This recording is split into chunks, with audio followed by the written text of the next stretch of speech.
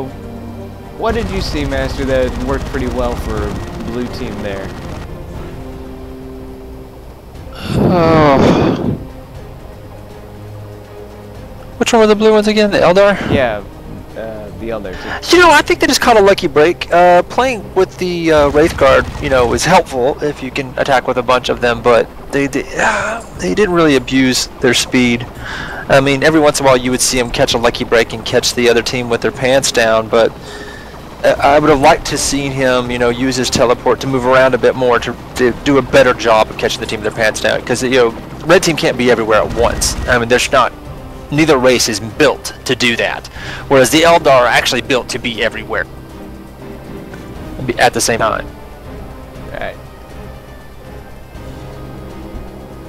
So, you would say more units, more speedy units to get and just keep capping? That's what they should be doing, just constantly decapping?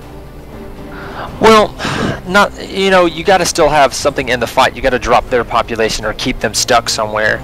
You know, we've seen a match where a guy actually used his warp spider or commander or whatever that thing is called. I can't think of it right now, to you know, hold down tanks and to basically drag the fight out in one part of the map while the other guy runs around camping. But his other guy in that case was an orc, so he was having to do it slow. In this case, you know, you could have had one guy holding people down and confusing people, or keeping the focus on the skirmish while they run around and cap like the north and south points, and keep the skirmish, or push the skirmish towards their bases and keep them focused on those. I think that's a mistake that a lot of people make, is when they have a center point where all the action seems to be focused and everybody tries to focus on getting that point, versus instead trying to distract people into thinking that that is the most important thing when it is not. An interesting thing to note, look at the experience level of the troops in question. When you look at the orcs, they have a lot of veterans. And then when you look at the mech boy is level 7, which means he got a lot of use. You know, he was in the field, in the thick of the fight a lot. Dast SP and Yopapa, not so much. Dast SP only got to level 2, and Yopapa only got to level 3. So, didn't really see much usage out of the commanders as much as, you know, that one game.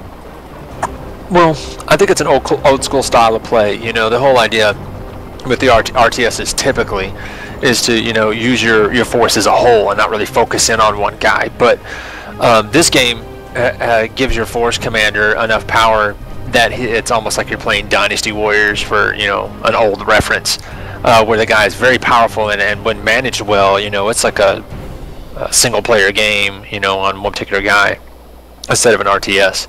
It changes drastically, and if you can manage both your RTS guys and your force commander, you can do well. The problem is that's really difficult to do with the Eldar, because they require so much micromanagement. So how the hell are you going to have time to manage your force commander while you also have to micromanage the rest of your crap? I mean, I think that's where the other guy had the best idea, to just throw down a bunch of Wraith Guard, because, you know, that way he can get his pop cap in early and not really have to manage that many guys. That might have been his idea.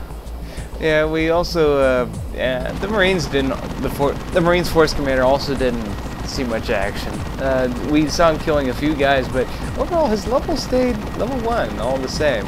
But that might have been because of the Terminator armor that he wore. That it has that effect of, once he puts it on, then he's basically just like a Terminator unit. He can't gain XP. He can't do all those things. He can't. He doesn't have access to the commander items.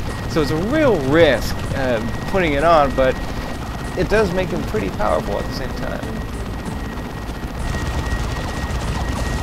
So definitely some nice work on the orc side. I mean, the mech boy, it seemed weird at first putting down the wog banners, but once you saw what he was doing with them, oh wow, he just wrecked the Eldar pretty quick.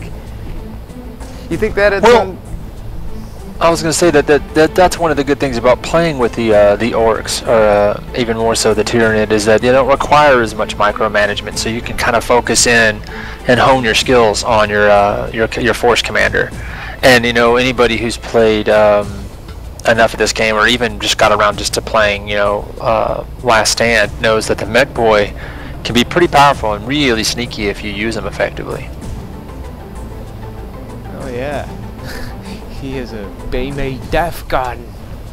which is an orc anti-tank weapon. He has got that Mega Rumbler and the custom force field,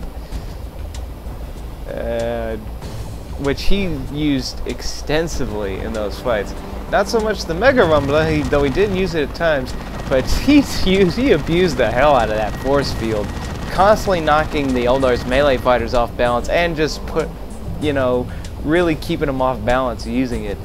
I mean, now he's the Elmo, he has to be given props for his usage of the Mega Boy in this case. Though I wish we could have seen a foot of Gork, to be honest. That would have been great to see, but oh well, see what you can get.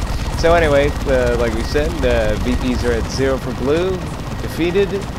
Red team is victorious at 169 to 0. Thank you for joining us, everyone. This has been HellFox and Master, and unfortunately, Orange Kid couldn't see it all, and Eclipse just got here, so we're just gonna call it a night.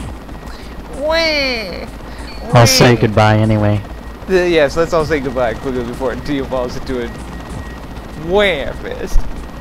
Squality. Bye-bye.